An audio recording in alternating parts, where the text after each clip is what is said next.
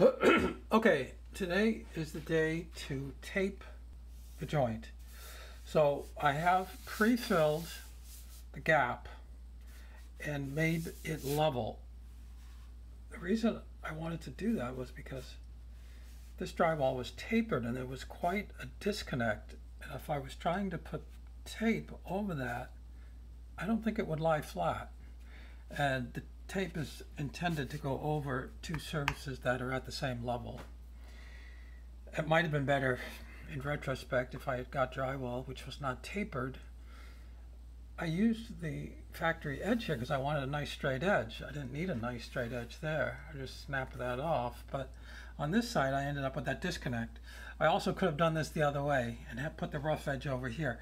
Then I wouldn't have had to build up this dip to make it level.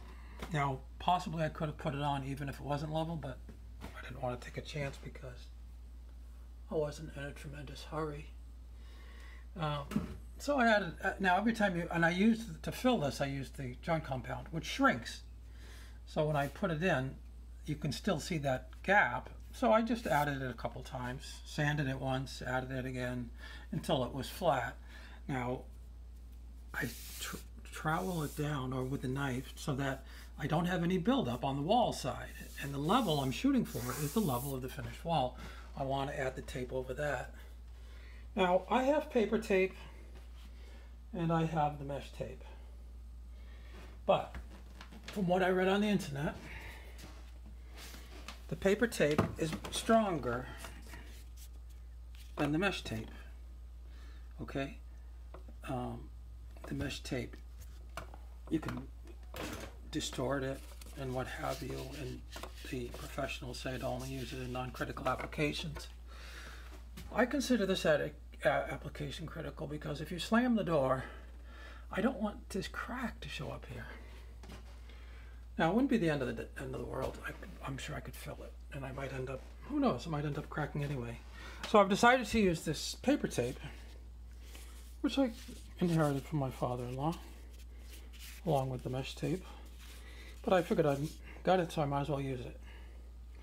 Okay, now, I've already done it on three of the sides. Let me just show you what I've done over here. Okay, so what I did was I put down a thin coat of the mud. Then I embedded the paper in it and I pushed it down. Actually, I did it with the knife. And then I put mud over the top of it. I tried flattening it out and smoothing it up. I actually overdid it a little bit, and then I ended up ripping it right at this point. So I put another piece down below it. And I put this crossways piece. Okay, and this was my first time doing this, so I'm sure it's not a very good job. I'm hoping that at the end of the day, I can sand it. My main thing was, didn't want any bubbles under the tape. I wanted to make sure it was as flat as I could get it. Now, I did the same thing up on the top, and with varying degrees of success.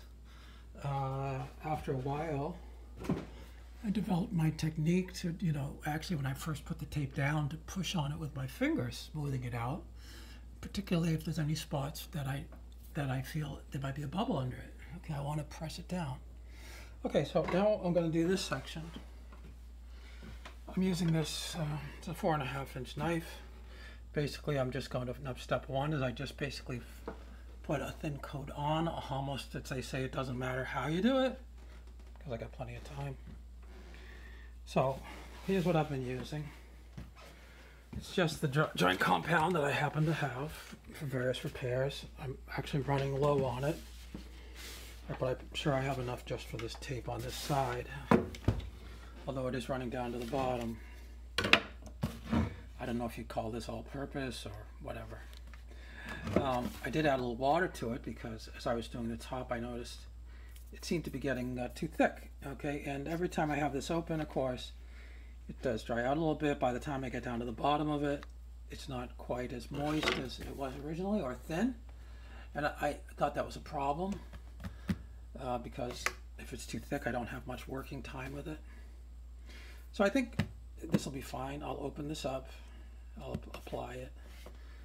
Okay, I'll hit pause and I'll show you some intermediate steps. Step one, I'm going to apply it. I hope this is not too thick. Okay, but we'll see how it goes. Okay, I've just applied it on. I did make some pencil marks about where the center line was, and I just applied it over the center line. Now I'm just going to roll the tape out down right over the center of that mud. Okay, I had already pre-measured this and cut it, and now I just put it down, and I'm just putting it down with my fingers. Now I'm just going to take the knife and smooth over the top of it, pressing it flat and putting more material around it. Okay, well, I pushed it on. It's not perfect by any means, but hopefully it'll work. Now, I kept pushing it, trying to get it flat and flat until the joint compound wouldn't be workable anymore. At that point, I just stopped doing it, so I'm sure I'll probably end up having to sand. If I felt there was an area that was too high, I just would take my finger and just try mushing it down based on the idea that I'll be able to sand it away. And I still have, of course, to put another layer over it and to feather it out. So it certainly doesn't have to be perfect. And I figured if it had a little spot where it was coming up, I would just try getting some stuff under it, mushing it around and pushing it down to see if I can get it down. Or at least have stuff under it so it's not a bubble. Okay, and then get it as flat as I can, and then not sweat about it too much. Okay, because maybe I won't get a crack. Who knows, even if I didn't tape it, who knows how important this is. But anyway, that's what I ended up with. So that's all for now. Next time I'll basically try smoothing over this, but I'm sure it will be even harder.